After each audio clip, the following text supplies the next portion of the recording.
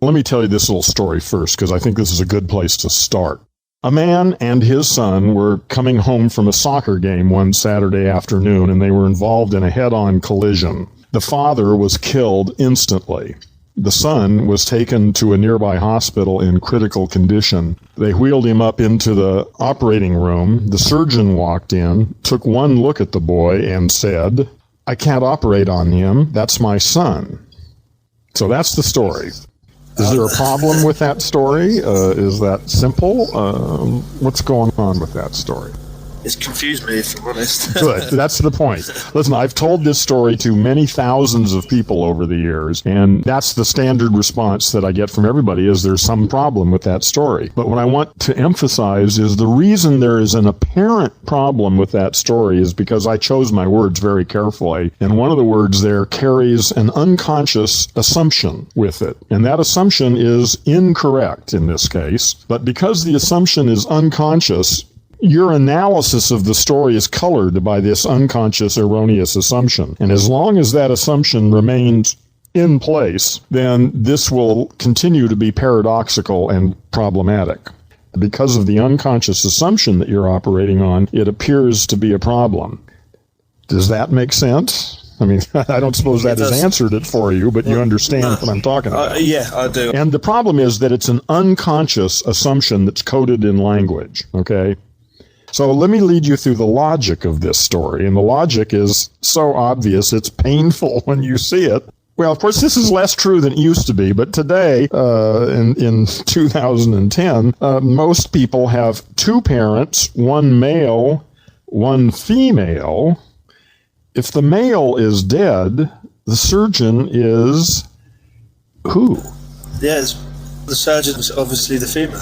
Yes, it's his mother, the most obvious thing in the world. And yet, the word surgeon carries this assumption of maleness with it. Now, we weren't ever taught that that's true. And of course, it is true statistically. Probably, 90%, maybe 95% of surgeons probably are men. It's not a bad assumption under certain circumstances, but in this particular case, it creates the illusion of a paradox. And in fact, this is sort of a trivial example, but it brings the emotional point home of the feeling that you're having of confusion and this paradox and what's going on and the need to solve the problem, when in fact there is no problem to be solved. It's an apparent problem created by an erroneous assumption. The problem is when you get into science and philosophy and politics and stuff, there are far more complicated situations where the assumptions are less obvious and more complex. And instead of people looking to their own assumptions to solve a problem, they usually end up looking in the world for the solution and never question their own assumptions. Just gets into all sorts of problems. So what gendo is about, and what the 5 stupidities are all about,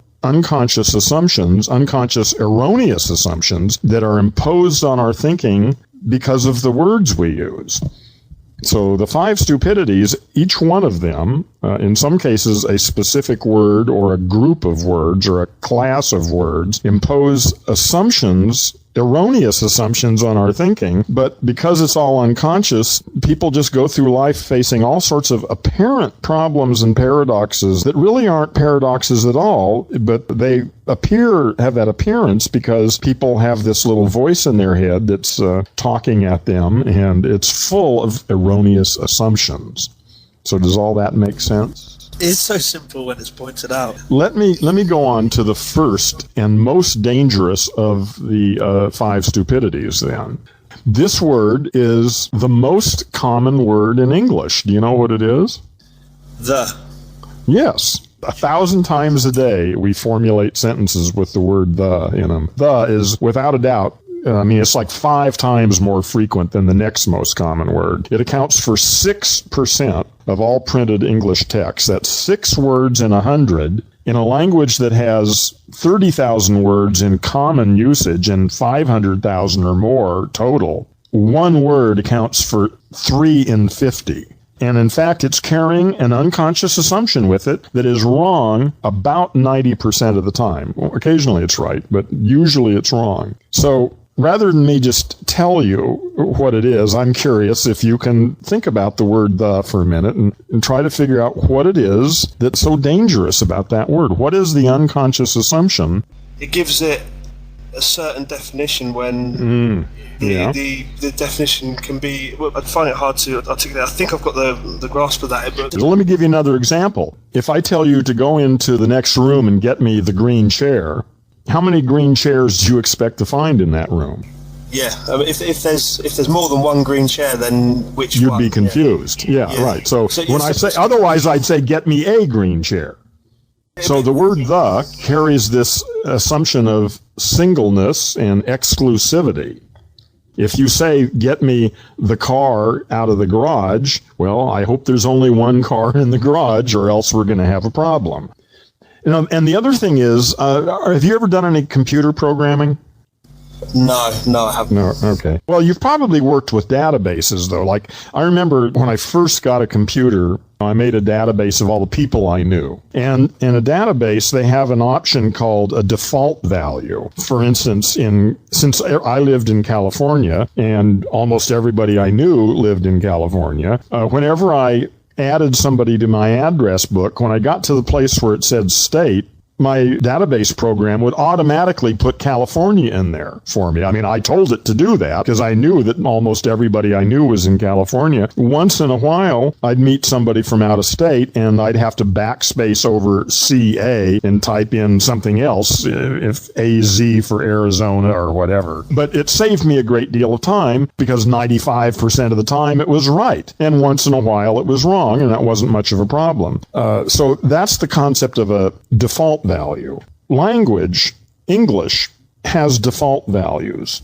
For instance, as I talk to you right now, there certainly isn't time for me to sit here and be thinking what I'm actually going to say in my next sentence and deciding what words I'm going to pick and how I'm going to articulate them and get my breathing worked up so that I could, put the stresses on the right syllables and get all the words strung together in the right order so it actually sounds like a real sentence and get my tongue and my larynx all coordinated with all this shit. There's no way that can happen consciously. So essentially, my talking and your talking and everybody's talking is really an automatic function of our language machine. We have this feeling of some control over it, but actually on a moment-to-moment basis, it's actually all being run by a machine which has a lot of default values. And if you are using a sentence that requires either a or an or the, to be proper in English, certain words have default values to the. You've probably never heard anybody ask you, what's a truth about this situation? You've never heard those words come out of anybody's mouth. Yeah. Am I right? Yeah. Yeah. And in fact, actually, if you say yourself out loud, what's a truth about this situation? Go ahead and say it. I'm curious. I want to test something. What's a truth about this situation? When you said, what's a truth? At least for me, it almost sticks in my throat. Yeah. I want to say, what's the truth about this situation? Yeah, I was consciously trying to say because if you're not really conscious, it's just automatically going to come out, what's the truth? Without ever thinking. So this is what I mean by default values in English. Now, the question is there any such thing as the truth? For instance, say I've got a ball on my table. That's about as simple a thing as you can get. Does it make sense to ask about what's the truth about this ball? If I say it's a red ball, is that the truth or a truth? I suppose it's a truth, because if it's the truth, then all it is a red ball.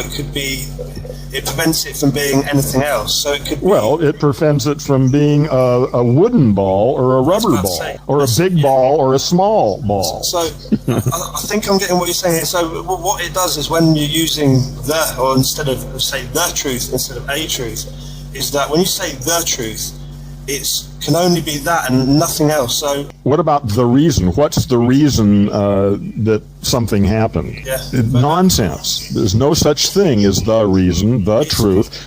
What about the answer? What's the answer?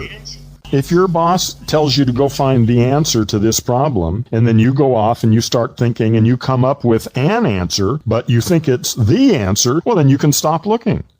You found the answer. But if you'd looked 5 minutes longer, you might have found 5 more answers that were even better. There's an assumption underlying these things that is often unspoken. And how often have you heard people say, well, that's just the way it is? Is that ever the truth? No. All it ever is a way of thinking about it. See, sometimes it's the way it is because your boss is your boss, and if he says it's that way, then it is because he's the guy who gets to make up the rules. But it's only that way because he says it's that way, not because it is that way. So yeah, it tends to end discussion, end exploration, and it also is used very dogmatically in the case of that's just the way it is. That's the world. The world really is that way, and this is it, and there's no more discussion. People use it from a sort of authoritarian perspective. But of course, the thing is, people don't actually use it. That's the problem.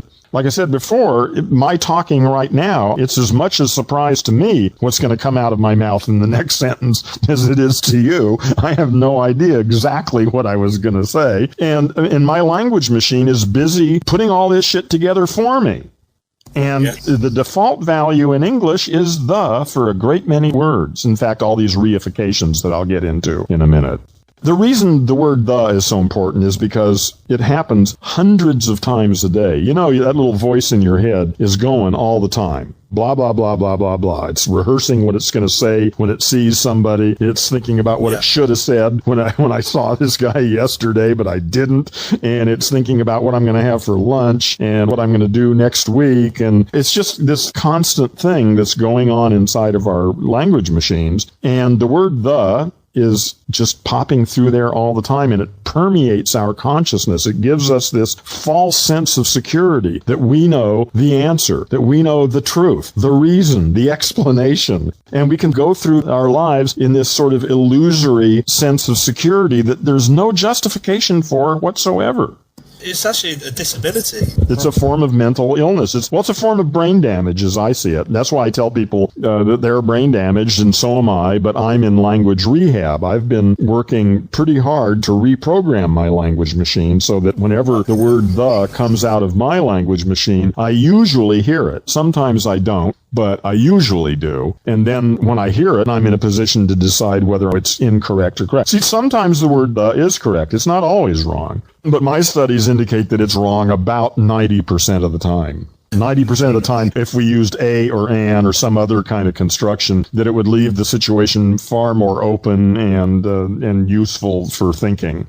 So that's the number one stupidity, and actually that's enough in itself to bring about the change, I think. I mean, the other ones are minor compared to that one. I'm at stage 1 in this. I can admit I've got the problem. Admitting it is a first step. Well, there may be such a thing as the first step. Yeah, see, the word the is appropriate sometimes. Listen, if you go blind in one eye, it's possible that you'll go blind in the other eye. And that makes sense. And in fact, that particular example was the first time that I realized that I had actually reprogrammed my own language machine. I was a big fan of boxing for years, and there was a real famous boxer called Sugar Ray Leonard. He retired because he had a detached retina in his eye, and so he had to retire. And then like 2 years later, he'd had surgery on the eye. He decided to come back and start boxing again, and a lot of people thought that was a really bad idea. And I was explaining to somebody this, and I said to the guy, a lot of people are worried that if he gets hit too much, he already had it in one eye and he might get a detached retina in another one. And that was what just automatically came out of my mouth. And the guy I was talking to looked at me like I was crazy, and I heard it come out too. And I stopped too. As the minute I heard it, another eye. How many eyes does this guy have? So there's a case where the would have been appropriate, but I actually had disrupted my normal functioning enough that that's what came out automatically. from my language machine that time. And I was so happy. I mean, I was just blown away that I'd actually said that. I'm just going to use it. I'm conscious of it, but I'm just going to... Well, that's the thing, is you're sort of stuck with it now. So we're going to see whether I have sufficiently infected you so that the infection holds. Yeah, it will. Well, I'm really going to be looking forward to seeing how the infection proceeds over the next couple weeks and months. Yeah. And I'll tell you how you can proceed. There's a very simple way to proceed. Now that you know it and you have acknowledged that you're brain damaged and that it is possible to do something about your brain damage, what you can do is, if there's any politician or philosopher or religious person on the media that you can listen to that you don't like, well, then listen to them and record it, actually, and listen to the way they use the word the.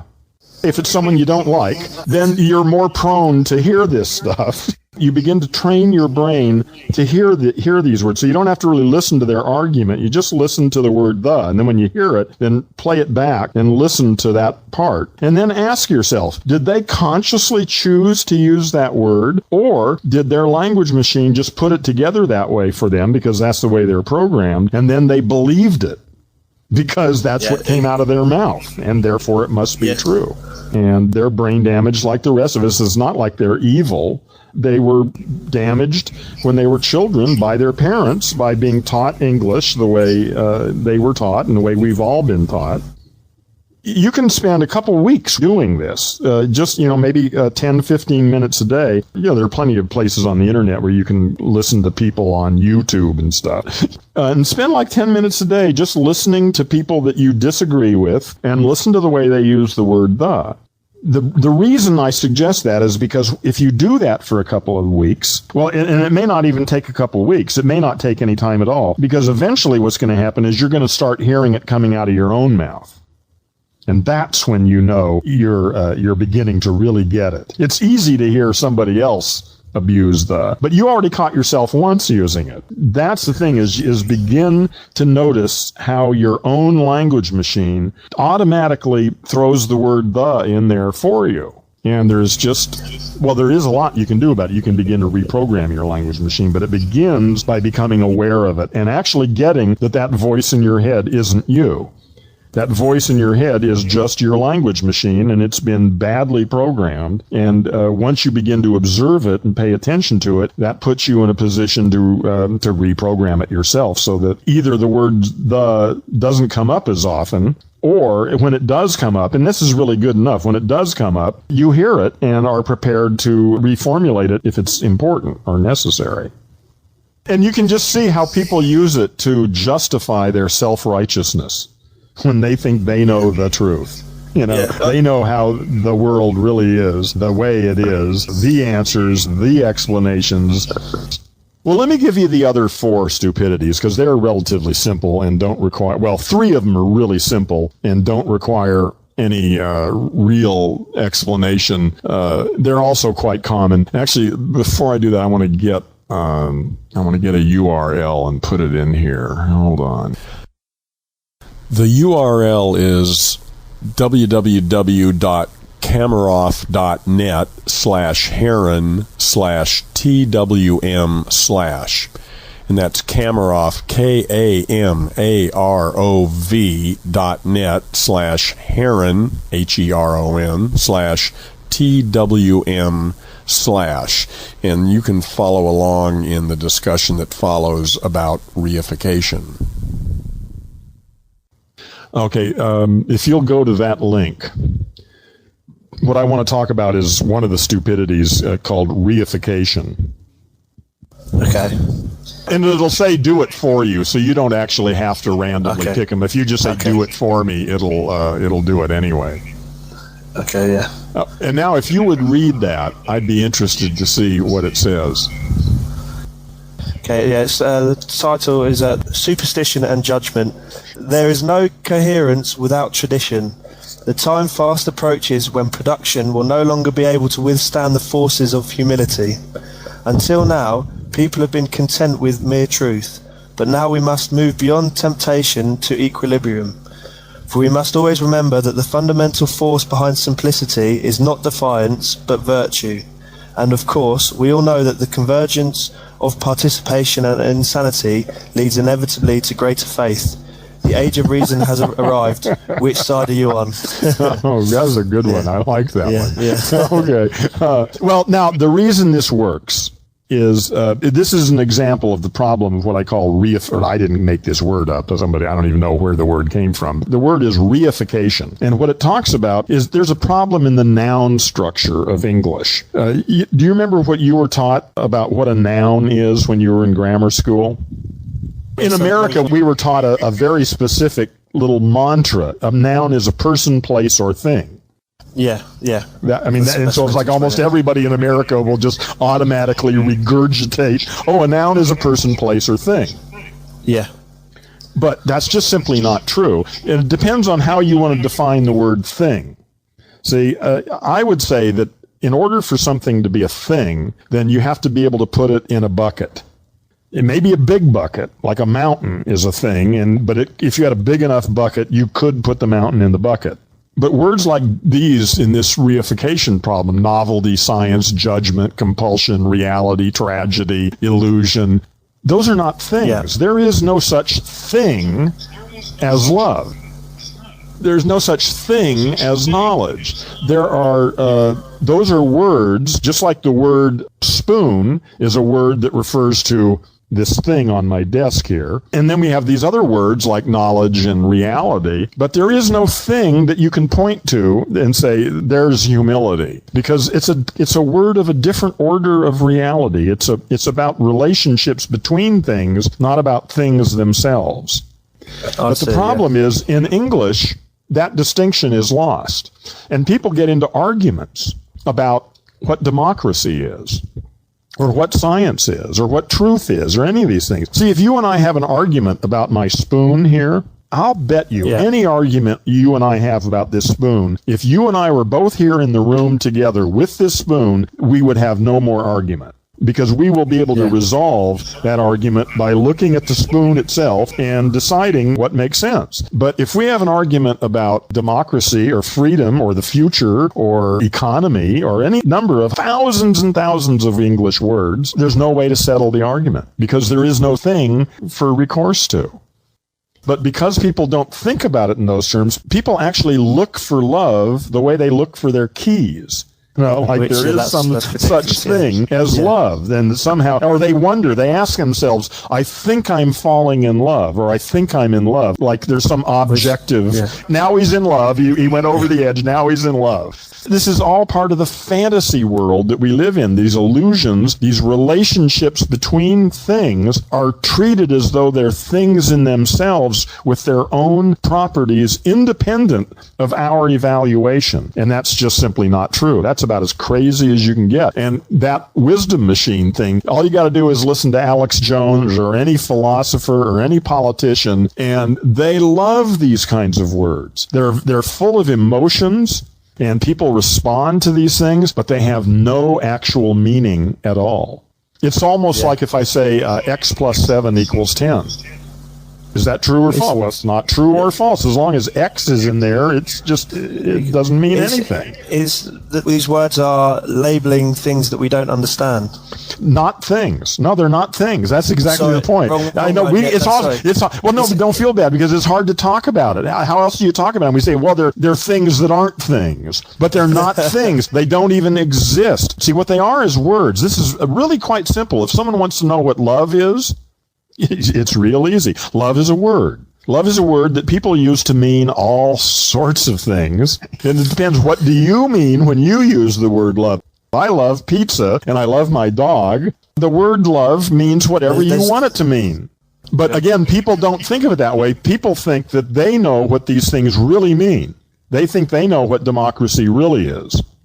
As though democracy had a set of attributes like my spoon has a set of attributes. Democracy has no attributes that I don't give it in my own language machine. So Reification is another one of the stupidities, relatively easy one. And if you notice, if you look on that word list, many of those words have very clear noun endings that mark them as reifications. They end in ty and cy and tion and ence, and a lot of them have very typical endings that clue us into the fact that they are reifications. A good place to listen for all this stuff is, especially the word the and reification, is when somebody's having an argument.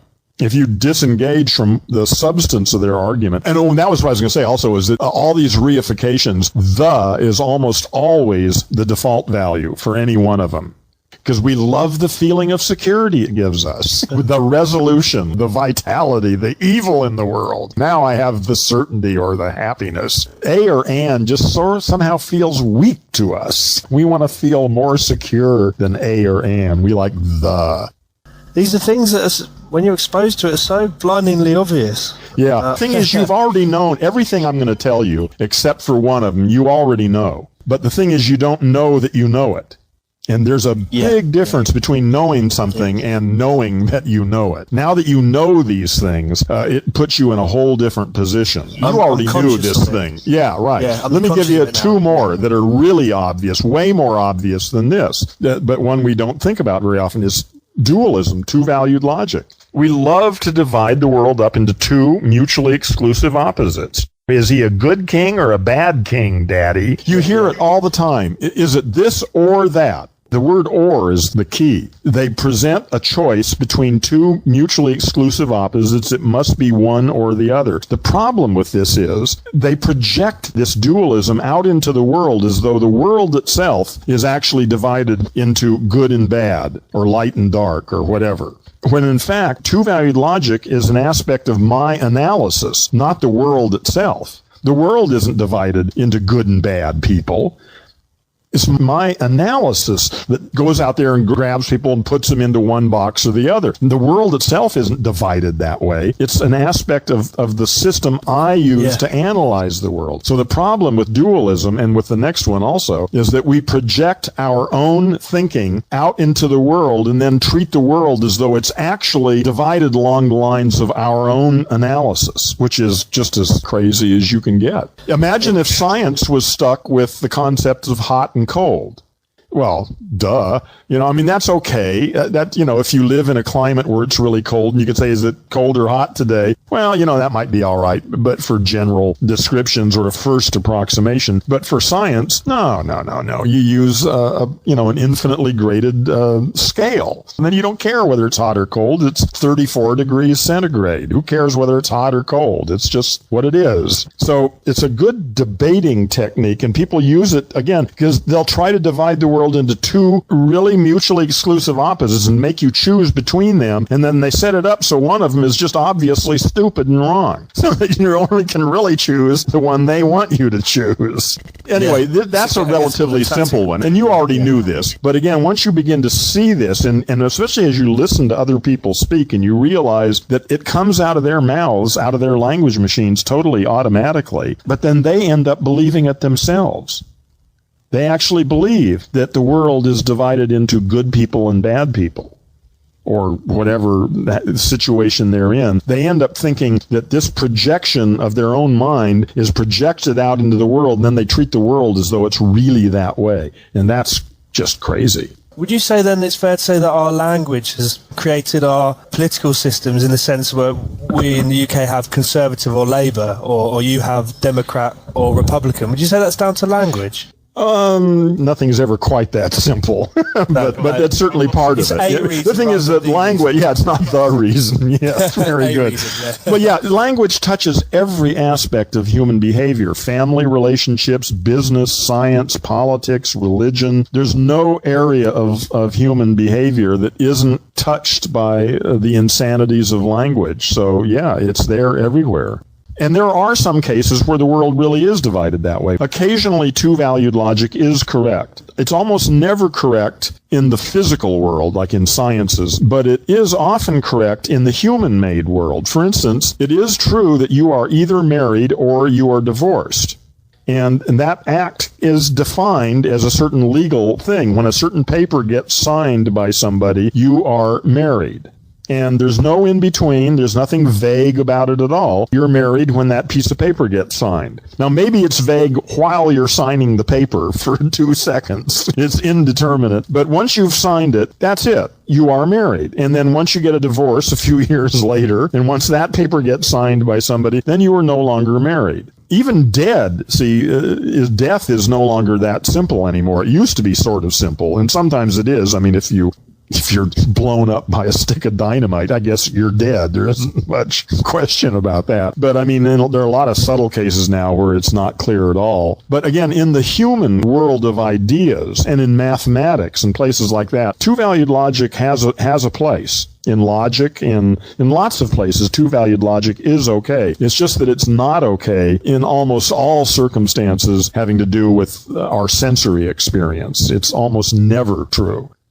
Okay, so we've covered 3. The word the, which is the most important and obvious of them, reification, dualism, and the next one, again, is something obvious and simple as dualism. I mean, like I say, there's nothing you didn't already know about that. And there's same with the next one, absolutism.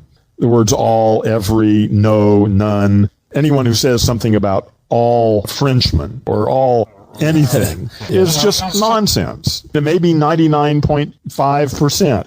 Absolutism is almost always wrong, but it is true in the human-invented idea world and in mathematics, again, where absolutes can apply. It's just that, again, when you're trying to talk about your experience in the real, not the real world, but the perceptual world, where absolutism fails, almost always. I wouldn't say it's always wrong because that would be a stupid thing to say, but it's almost always wrong. So that's a real simple one, though. And again, all of these things, when you listen to Alex Jones, the two-valued logic, the absolutism, the reification, the word the, and the beauty of this is you don't even have to begin to deal with the actual substance of an argument.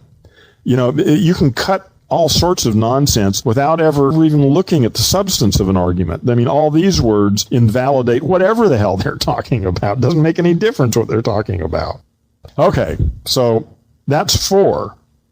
The 5th one is problematic, and it's not easy to explain. It's easy to tell you how to deal with it, and it's the concept of identity. And the way it actually works, and this goes back to Alfred Korzybski's book, Science and Sanity, which is really the central idea, or one of the central ideas. Listen to me, the central. See how easy that just came out of my mouth? Yeah. It just flowed right out without me even thinking. But that's what we're up against, how unconscious our language machine is. That stuff still just comes flowing out of my mouth without any problem at all. In EarthLing, English minus the 5 stupidities, there is no verb to be.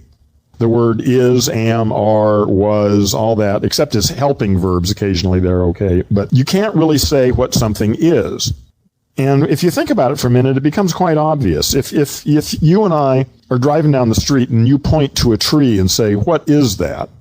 And I say, oh, that's a palm tree. What do you know now about that tree that you didn't know before? Nothing. All you know is what it's called. You've been told that I call that a palm tree, but you don't know anything about it. If you want to know something about what that tree is, you're probably going to have to go to Wikipedia and learn a little something. And we say, if I tell you my next door neighbor is an asshole, clearly he's not really an asshole, but you know what I mean. But actually, if I told you that he beats up his wife and kids and his dog, and he stays up till 4 o'clock in the morning playing loud polka music, and he hasn't mowed his lawn in 6 years, now I've told you what he does, and now you have some sort of picture about what I'm trying to say. But to just say he's an asshole tells you nothing.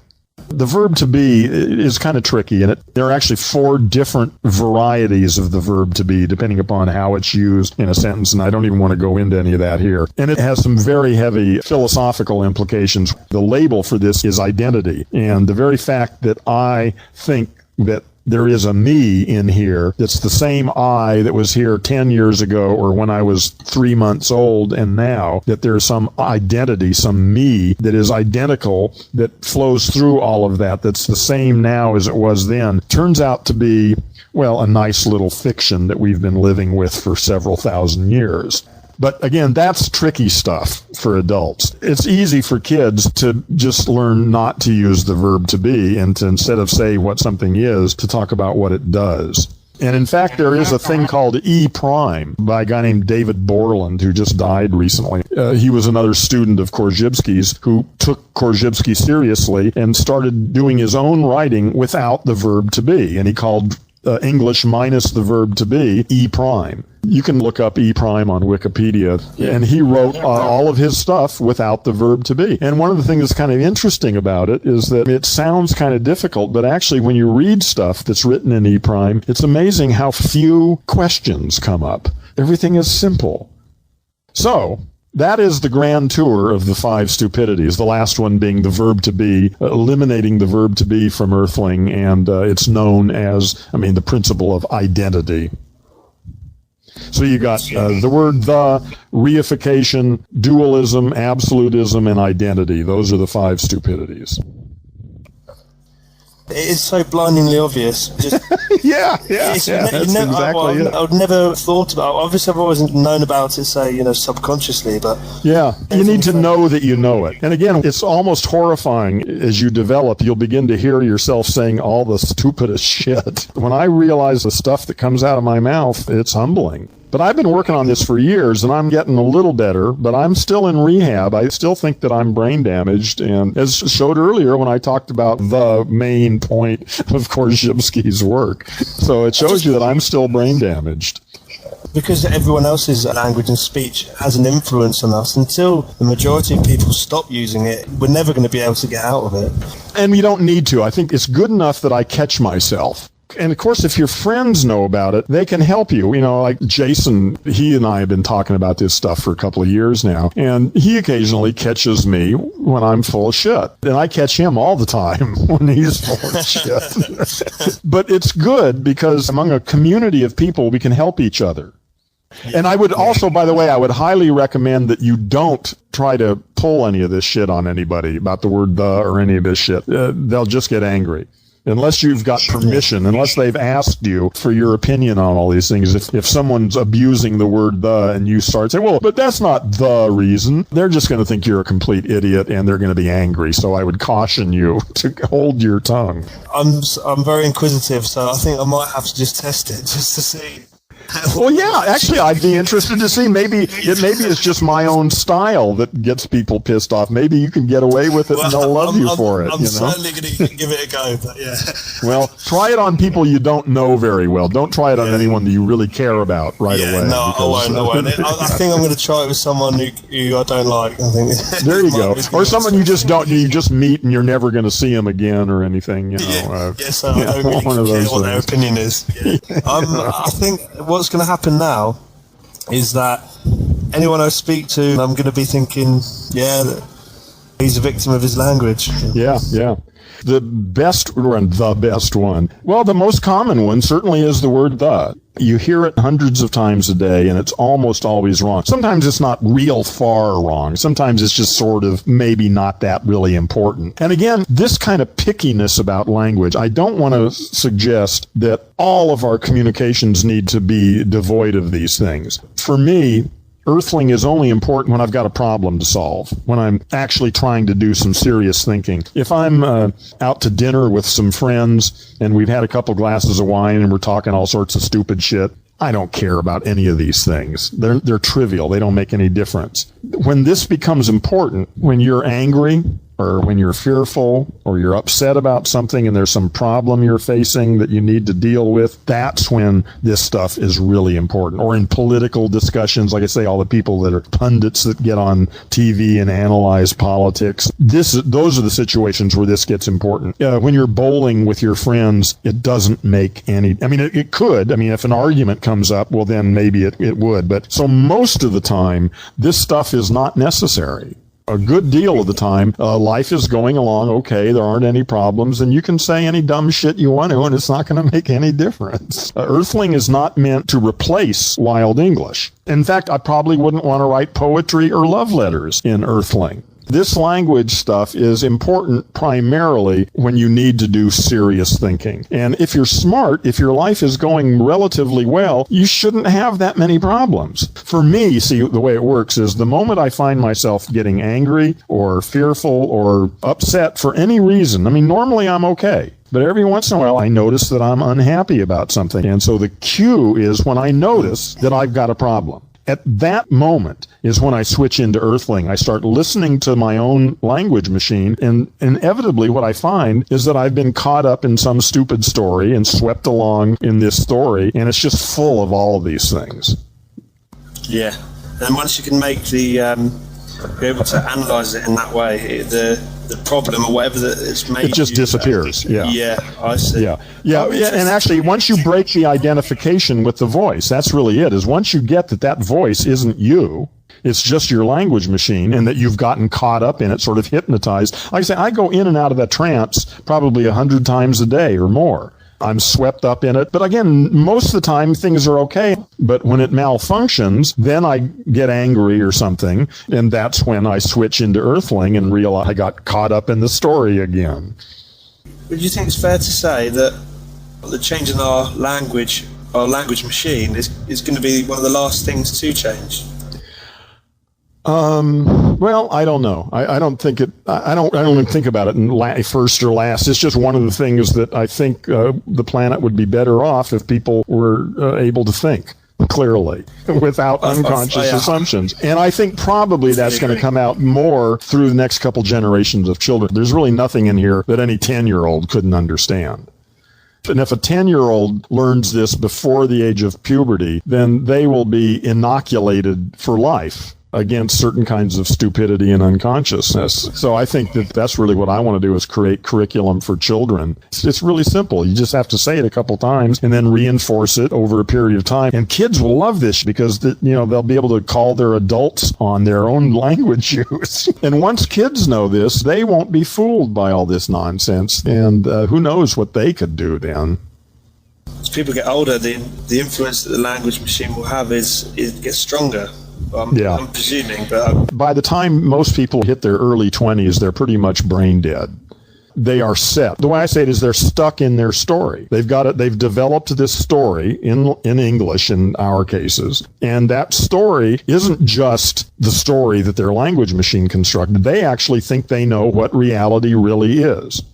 And they feel comfortable with that. And to question that makes them very nervous. And so they just simply don't. If they have any questions that make them nervous, they turn on the television. That way they don't have to think about it. So I don't know if they're any more stuck, but my sense is that it is possible for someone above the age of 15 to actually totally transform the way they think. And that does happen. But it's just relatively rare for an adult to have a real strong rebirth of identity. Although it does happen. And I suspect in the future it'll happen more and more as the old system gets shakier and shakier. Some people will get more conservative, more stuck in their old ways, but other people will begin to re-examine things. So, we'll see.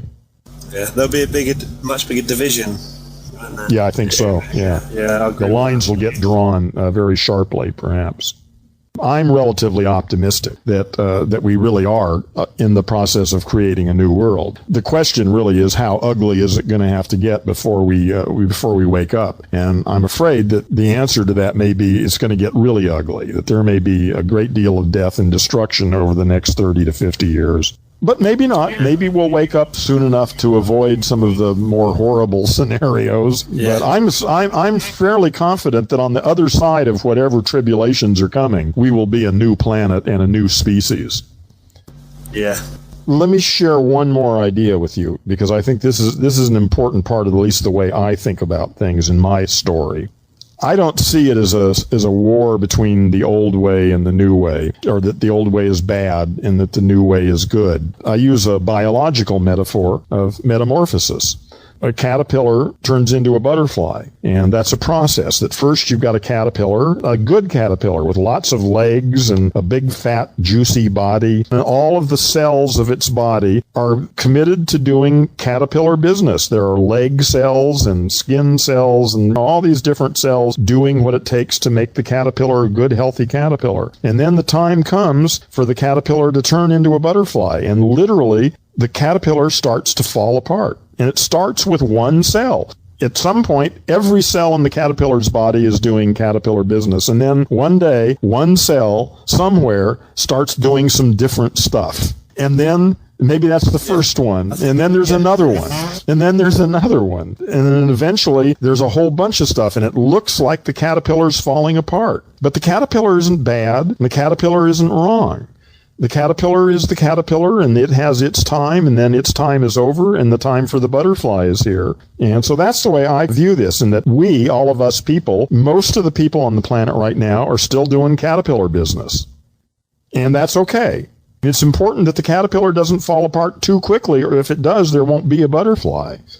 So the process has to proceed in an organized way, or at least in a way that permits the whole process to go forward. But there's a growing number of us now who are doing butterfly business and who are not interested in the caterpillar anymore and want to participate in creating the butterfly. But we don't have to be against the caterpillar for that, or say that the caterpillar is wrong. We should support the caterpillar, actually. We want the caterpillar to keep doing its job while we're busy building the butterfly. It's important to remember that at the end of the summer, if you go out into your yard, you are likely to see a couple of chrysalises that never became butterflies. That does happen. Something went wrong, and the caterpillar did fall apart, but there wasn't a butterfly. And there are no guarantees for us here.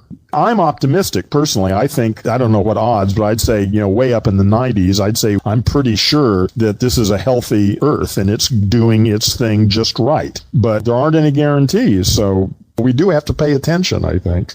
Yeah, we are obviously doing massive damage to the Earth, but the Earth will fix itself. It's us that are... Well, I'm not even sure it's really damaged.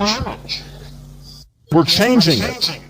For sure, we're changing it. Let me tell you another story then, okay, about the first great ecological disaster on this planet. There was a time when the highest life form on this planet was anaerobic bacteria. They're single-celled bacteria. There was no oxygen in the atmosphere. It was a methane, probably. They don't know for sure, but they think it was pretty much a methane atmosphere and anaerobic bacteria. And anaerobic bacteria formed these huge mats, sometimes meters thick. Billions and trillions of these one-celled bacteria clumped together in these huge mats. And that was the highest form of life on this Earth. And then something happened called blue-green algae. And blue-green algae were very different than bacteria, and they gave off oxygen as a product of their metabolism. But oxygen is a deadly poison to anaerobic bacteria. Anaerobic means no oxygen. That's what it means. And these blue-green algae started to reproduce and give off oxygen, and the oxygen was killing the dominant life form on the planet. And eventually, of course, the blue-green algae dominated, and there still are anaerobes. They live some of them live inside your intestines in an environment where there is no oxygen. Some of them live deep underground, and they still are around, but evolution left them behind. And one of the reasons is that the metabolism, anaerobic metabolism, is a very low energy metabolism, and aerobic oxygen metabolism is a high energy reaction that allowed multicellular organisms to take shape. Anaerobes could never have formed multicellular organisms because of the limitations of the amount of energy that is released in their metabolism. Blue-green algae and their descendants were able to start forming multicellular life forms. You and I are the descendants of the smog creatures. They wiped out 99% of the life on the planet so that evolution could proceed. So if they had had an EPA around back then, they would have put those blue-green algae out of business right away, and we'd all still be very happy anaerobic bacteria. So my heart and my sympathies are with you. I hate it when I see the destruction of environment and what's happening to the rainforest and the animals and the polluted water and all that shit. I hate that stuff. I love to see a pristine planet. But I also understand that maybe we don't really know what's going on here. Maybe we're here at this time of transition when the old way is disappearing and a new way is emerging. And we don't understand it. Yeah. I love this Charles Darwin quote, and I can't remember the exact word for word, but it's, it goes, it's not the strongest of species that survives, nor is it the most intelligent, but the ones that are most responsive to change. Hence, when you were saying that when from the anaerobic bacteria not died off, but got overtaken by blue-green algae, blue-green algae were able to respond to the change, whereas the anaerobic bacteria wasn't. Yeah. Well, actually, the blue-green algae actually instigated the change. They not only responded to it. Well, there was a little bit of both, actually. It's not quite that simple. And actually, I need to study that a little more. I mean, I got the general outlines correct, but I wouldn't want to get quizzed by somebody who was really knowledgeable. No. I'd be in trouble, probably. When I see Earth as a living organism undergoing metamorphosis and assuming it's healthy and it's doing what it should be doing, we've been through a number of mass extinctions in the geological record that there have been 4 or 5 of them when more than 70% of the species on the planet were eliminated. And here we are. It's clear we're in a mass extinction right now. There's no doubt about it. We are in one of those mass extinctions. We're losing lots of species every day now, and we don't even know really what we're losing. But the Earth has been through this many times, so I'm just sort of trusting that Earth is healthy, and if I don't understand it, well, that's my own lack of understanding.